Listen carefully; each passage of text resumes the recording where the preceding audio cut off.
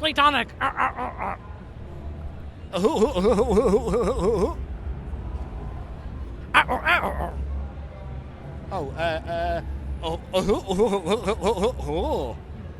So we're here with Playtonic Games. Nice gentlemen, like to introduce yourselves and your position on the project. My name is Grant Kirkhope. Kirkhope.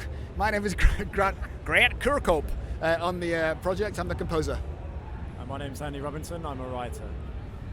Excellent. So we got a chance to check out Yooka-Laylee. It's of course very early, but it looks really good. It looks like it's a lot of fun. Can you tell us a little bit about the origins of the project and where you are in the stage of development?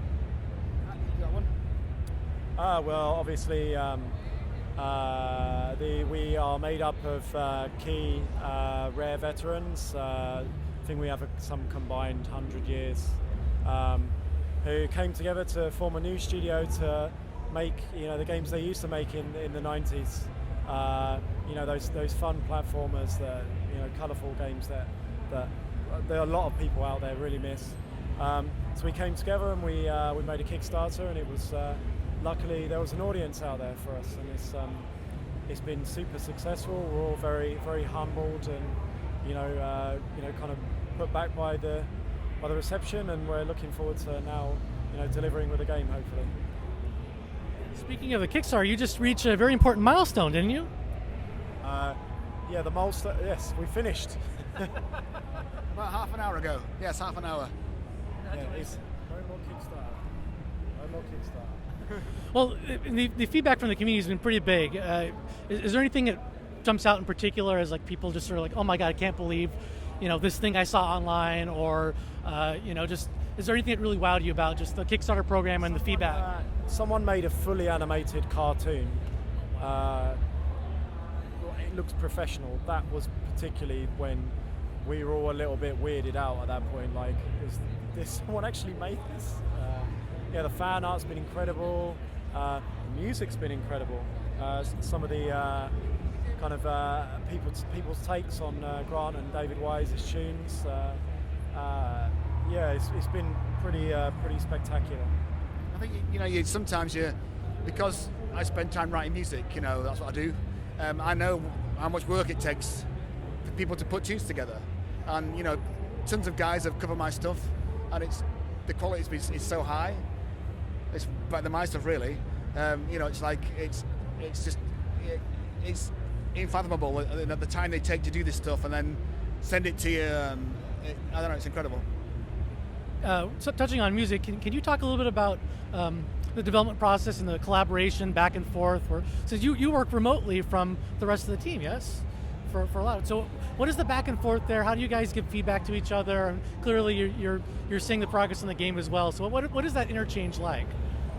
It's just like it was at Rare. Like, I used to write a piece of music, and Steve Mills and Greg Mills would moan about it for about a day and say, I don't like it, so the tune's not right, there's got a too tinkly bit in it, and I don't like that funny noise, and like they usually used to do, like that. So it's exactly the same as it is. It's never changed. So I'll get a bit of a direction from those guys to say it's the jungle tune or it's a glacier tune, which I've done a little bit of, and I'll write a piece of music and I'll send it off. I tend to kind of write maybe the first 16 bars these days, because I know that Steve Mills is going to moan about it, and then have him moan about it and change it a little bit so he stops moaning, and then I'll probably finish it off a bit like that. So it's kind of a bit like that, but it is mainly Steve Mills moaning about it. Steve. He's your ogre. Yes. So after you compose it, I mean, like Banjo-Kazooie, one of the hallmarks of Banjo-Kazooie's soundtrack was how dynamic it was, right? You walk by a waterfall, it changes. You go underwater, it changes. So how do you couch that? How are you riffing on that in Yooka-Laylee? Because I have to think that's such a signature of your composition style. What can we look forward to in the final product, do you think? Yeah, we're going to do all that stuff. We're going to get all the channel and fade stuff going. It's not working yet, but it will be working. It'll be the same. So, because I know that's a big part of the game, and people really like the fact that the music fades as you go to different areas. And it really suits it. It's great to do that stuff. And, it's slightly harder these days because you're dealing with like proper stereo streams as opposed to MIDI music on a cartridge. So it's not instantly accessible. You have to kind of load it and all the rest of it. and keep it in the right track and stuff. But yeah, the plan is for it to be exactly the same. If Steve Mails okays it, thanks. If Steve Mails okays it, of course, it's up to him really. Do you have any particular war stories that you keep in the back of your mind when you're working on Yooka-Laylee, like what pitfalls to avoid, or just things that just like, oh my God, I can't forget about this? Is there anything in particular from a previous project that haunts you? I never really had a really bad experience. Really, when I was in my rare days, it was all pretty good. The worst thing I had really was just before Banjo-Kazooie was, or pretty near the end, Chris Stamper decided he didn't like the Mumba Mountains music and the Treasure Trove Cove music, so to change both of those pieces quite near the end to what they are now. So that was a bit of wasn't too happy about that. but he was right, they were better when I changed them. Apart from that, really, it's been all right. I mean, sometimes people will be a bit fussy about stuff that I wrote, but generally speaking, I think that when I first got there, people were kind of wary of what I did, and and the new guy, check him out. But then as it kind of went along, they kind of got less and less critical and more, yeah, he'll be all right, he'll manage it, So, and I'm very used to, like Greg Mails is a man of few words, shall we say. So if I play my piece, you just kind of go, yeah, that'll do. And that was about as good as it got. So if it was that'll do, it was like, oh, it must be pretty good. So that's probably about as good as it ever got. So yeah, I've been lucky really. So you actually come from a different perspective on this project. You're kind of the new guy on the team, right? What is it like joining such a tight group, and how have you found it easy to join in on the action? And but it's probably a bit of luck in what they are like as a group in terms of the culture and the kind of the personalities, and the reason they've been so good at making games for so long is because they fit together, and it's a culture of collaboration and a culture of sharing ideas and allowing those ideas enough room to grow and evolve and change. So yeah, no, it has been quite easy to kind of integrate. Apart from Steve Miles, he's been really difficult. Pain in the ass. Yeah. Will you have a job when you get back overseas? But talking about Yooka-Laylee, I mean, clearly you're early, but it seems like you guys have a lot of ideas for these characters. You talk about how the characters were designed so that there was be big movesets.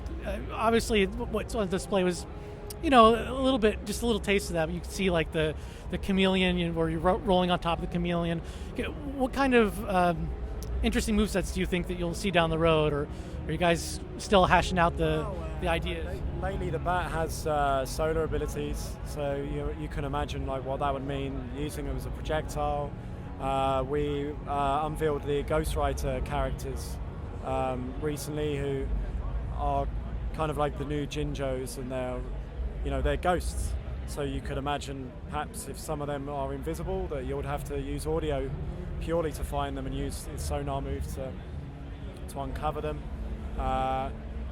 Yooka's going to have the ability to gobble stuff up with a tongue move. That could lead to grapples. He'll be able to take on the properties of things that he eats.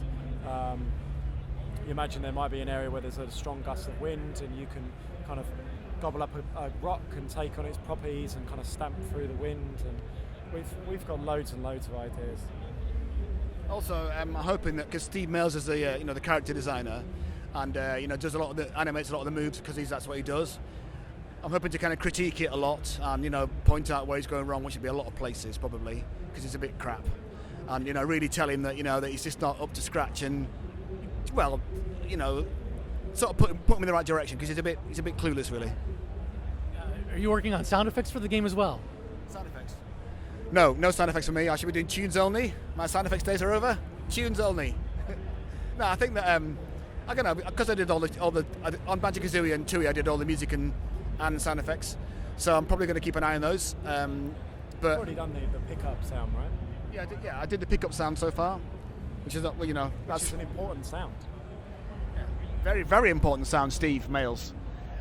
So probably so keep an eye on it. But it'll be fine. So it'll be all right. Speaking of pickups, since we are from a Nintendo website, Donkey Kong 64 came out recently on Virtual Console, maybe a month ago or so, a month or two.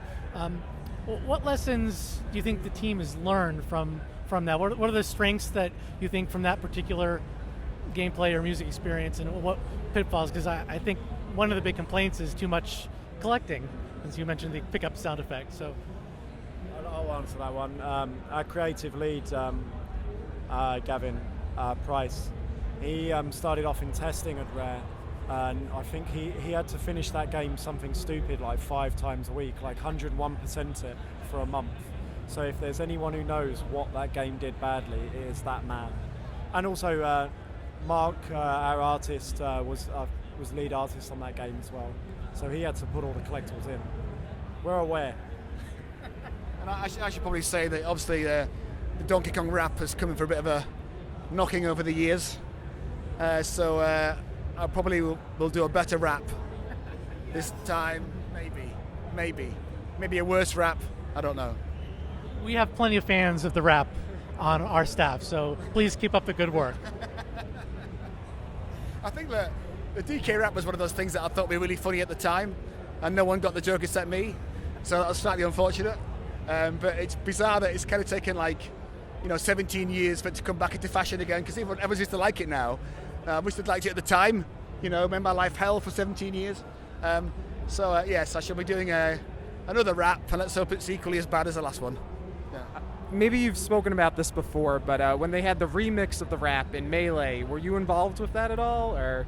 No. I mean, I must admit, at the time, Nintendo they got some kind of bona fide, proper Japanese pop star rapper to remix it at the time. I was thinking, my God, I can't believe you're doing this because everyone hates it. Why are you doing this? So that was a bit peculiar.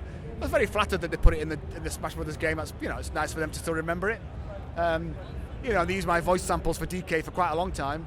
Yeah, exactly. Okay, banana. So it's quite that was quite funny too. They're still using your voice. It's quite peculiar. I didn't get paid for it though. I let you know. No money for that thing that I did. Yes. So I shall. The rap was like one of those things. What can I say? So one of the things that came out of the Microsoft press conference was the Rare remix, and of course you contributed to several of the games that are on there. Are you excited about this, or is you apprehensive about anything regarding this, or what are your thoughts towards this project? Did you know about it in advance, or was it a surprise to you hearing this at the press conference? I knew about it. I think it's cool. They've got throughout the games you get little interviews from staff members, and I get interviewed at the GDC for that, so I've done a little bit for that. So I knew about it. I think it's cool. I think it's nice for people to get hold of the old stuff and play it. It's a cool idea, and there's lots of great games in there. So it's great value as well, right? Yeah. $30 for 30 games. Yeah, it's great value. Yeah, it's a great idea. Is there anything that you think the team wants to do in the future, but maybe just can't do in Yooka-Laylee in a future platform? Are there any ideas that you guys are throwing out? It's like, it just doesn't fit for this. Are you already looking at the next project? Are you? That's full stop. Yeah, and I think that basically, Steve Mills is kind of at his limit of ability at the moment, so we're hoping to dump him and get somebody else for the next project who's a lot better, because Steve's just pretty crap, So yes, get rid of Steve Mills. I'm enjoying this, Steve. Actually, I'm really enjoying this. You have any other final thoughts for the fans who are looking forward to your game? Yes, let me just say in all seriousness that the level of support has been absolutely incredible. And I've been talking about this probably the last 6-7 years and been told that I'm talking nonsense. So for it to finally come together and it to be so good and the team to be great and to be back working with Steve Mills, who I love dearly, and Mr. Hurst and Gavin and Chris Sutherland and Jens and Mark and all those guys, for me personally it's really, really fantastic. And the fan thing has been just, I can't put, and I'm very certain I'm lost for words, but I am lost for words. It's been the most nicest, wonderful thing ever, and to kind of, for them to put their hand in their own pocket and raise the money for us to make this game is I don't know what to say. It is absolutely breathtakingly fantastic. So I thank all of you very much. It's amazing. You can say that as well. You can say that. I'm just very, very tired I'm glad the Kickstarter's And I can also add that Andy does have a massive appetite for alcohol, so he generally gets completely smashed at every available opportunity. So he's probably half smashed already. So that's probably why he's looking like he is. Thank you very much. It was a pleasure to talk with you guys. Thanks, guys. Very much. Nintendo World Report's E3 coverage is powered by Kickapoo Joy Juice.